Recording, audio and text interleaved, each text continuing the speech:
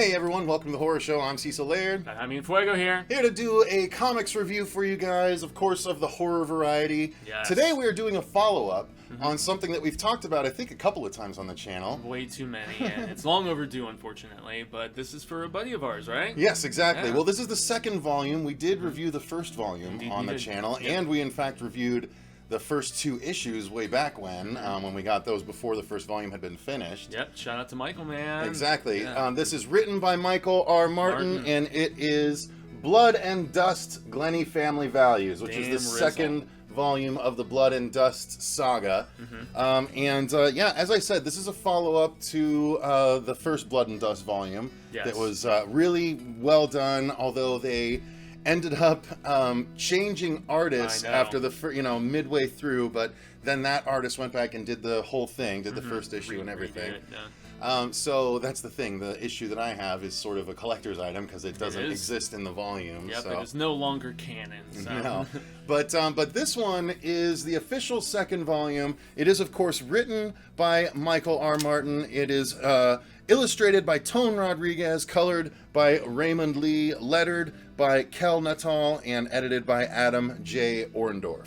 Yeah, and I just want to jump in and say, wow to the art and to the writing as far as upping the ante. Like, I enjoyed the first volume quite a bit, but honestly, this second one, dude, there was so much more world building going on, delving so much deeper into the mythology of what this family actually is, and obviously, you know, Glenny being the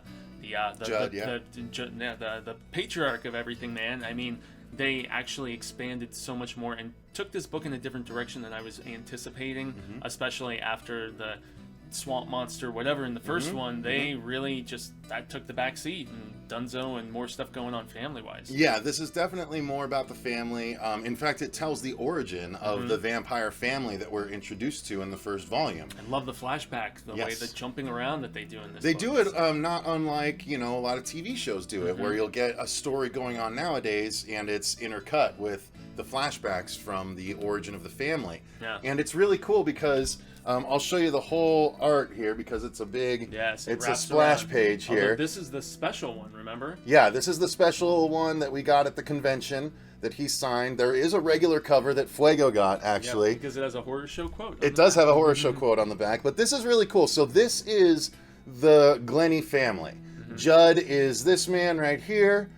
This is Ruth, his granddaughter, and then the three kids are Ruth's kids.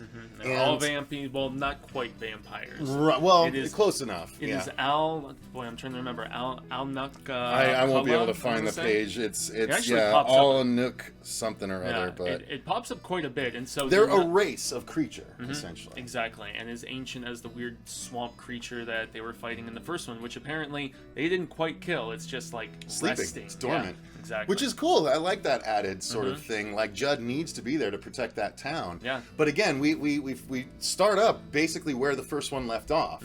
Ruth has escaped because she is the matriarch of the Glenny family. Obviously, like I said, Judd's granddaughter, but she is completely out of control. And you find out why when they tell the origin story, and then you find out why the kids are vampires as a result of the origin story, which is very impactful, I thought. Yeah, and they did mention the death of the human character who's with Glenny, but they didn't reveal exactly how it went down, right? Yeah. So obviously that's for Volume 3, but the back and forth between, Glenny and this human character when they first went and tracked her down, and the stuff that goes down with the kids, and it turns bad really quickly when he's faced, without spoiling anything, a decision of, granddaughter on deathbed kind of thing, and so what do you do? Yeah, and unfortunately, it didn't work out quite as well for him. And so in the present day, he and Eddie, the character introduced in the first one, are going to try and track down Ruth and warn the town. And what's great is when they get to the town to sort of warn them, the town... the guys are like, we can take care of ourselves. They can take care of themselves. And then Judd's like, oh, it's Ruth, by the way. Some of you guys remember the last time Ruth got loose. And it's these old guys, like, freaking out. Yeah, they're freaking out. Saying Hail Marys and stuff like that. That was such a cool thing, I thought. Like, just the way that they did that made it so much more impactful. Like, here you go. This is them standing up right here. Yeah. And they're like, no, none shall pass.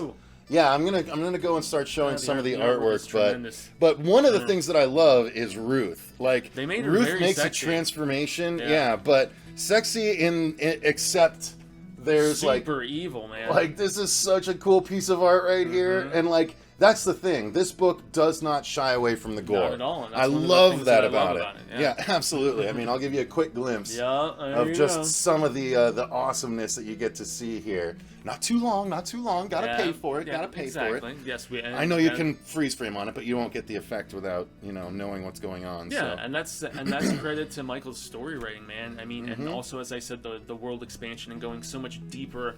I loved his little palaver, I guess, if I'm gonna get all Stephen Kingy with it, with his Native American friend in Arizona. Yeah, and that was a cool nod to our home state. Well, that, Michael resides in as well. It gives Judd's origin story as well. Yeah, as to how he became what he is and everything. It went so far back in this. It basically fleshed out. It's predominantly fleshing out backstory because not much else happens in the town with her escaping aside from the resolution that everybody comes to at the end of the third issue without spoiling anything completely. But it's almost not what I expected, but in a good way because it just allows for even larger world building. Yeah.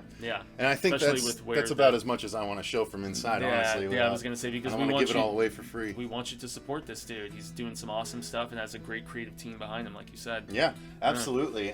Visually, especially, man. I mean, Nightshade Comics. Yeah, I'm trying to make sure I can get the website out and everything. Yeah, but hopefully if you look up Blood and Dust and Michael R. Martin, you'll definitely find it. Oh, it's bloodanddustcomic.com. There you go. There you go. Sweet. And he signed it for us, Blood Before All. Exactly. And see, bloodanddustcomic.com is down here. So. And I love that slogan. And they end the issue with, they end the entire trade with it. Well, and that's the thing. It's a real easy 3 issues, guys. Yeah. I mean, it's a nice size trade, and there are some bonus features at the end, including some pages that were done by a different artist.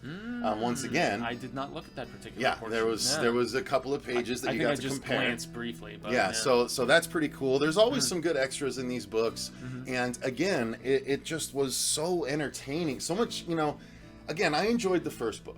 And I wanted to make sure and support. Yeah, I wanted to make sure and support Michael because I picked up the second one. Now that I've read the second one, I'm pissed at myself for not having read the second one like right away. Yeah. What did I tell you though when I was about to start the third issue? I was like, you know what? I'm really sad there's only one more issue. Yeah, because this is really good vampire material, even though it's technically not vampires. It's close enough. That's Judd even says it's close enough. Yeah, that's what he tells Ed. Or Eddie was the Eddie was the man. Yeah. Yeah. Okay. Which they fleshed out some interesting backstory more so with him and Nom and good all that turn stuff at the end of that too. Good turn at the end of that. So yeah, guys. Yeah. You know what I mean? No. Well, take a good look, guys. This is Blood and Dust, Volume 2, Glenny Family Values. Yeah. I definitely highly recommend this volume. Here, man. Just pick up Volume 1 and Volume 2. Support these guys. This is something that he says in the back, actually, that there are at least 2 more volumes planned. Dope. And he alludes to one of the characters at the very end of this, the other female vampire. That's what I was, one of the titles is called that's her name. Yeah. Okay. So he's got a plan, and that's exciting to hear. Yes, I mean, I would hope he has like things plotted out at least multiple volumes in advance. If you're going this deep dive into your world building like he is, I feel like you can just expand more and more and just make it more badass, which you better do, Michael. I got faith in you, man. Absolutely, and please, by all means, cobble together a quote from that mess that we just said, because we appreciated it very much. To break it down, on the other volume, Volume 2 definitely raises the bar for Big the time. Blood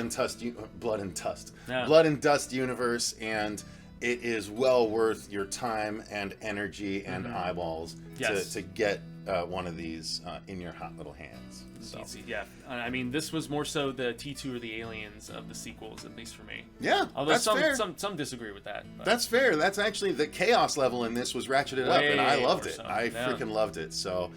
Definitely worth your time, guys. Check it so out. Once again, Blood and Dust, Volume 2. Thanks very much for watching. I've been Cecil Laird. Gracias, Jaime. Fuego. Let us know in the comments down below if you're at all intrigued by this. Again, I'll link after the video to our review of the first volume, so you can sort of see what we thought of that one back when we read that one as well. But I think a little more exuberance in this particular review. I would gather so, because man, it deserves it. It absolutely does. Damn right. Credit where credit's due, guys. Yep. So thanks again, and remember, stay scared.